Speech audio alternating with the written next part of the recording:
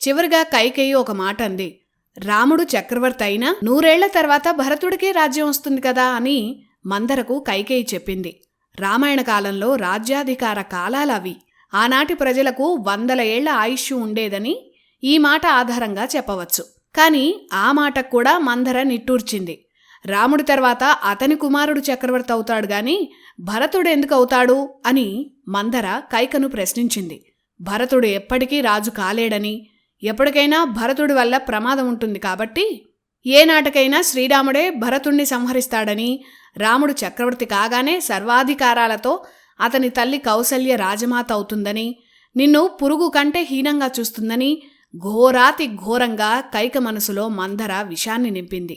భరతుడు ఎప్పటికీ రాజు కాలేడన్న మాట, అలాగే కౌసల్య తనను దాసీలా చూస్తుందన్న మాటకు కైక మనసు పూర్తిగా మారిపోయింది.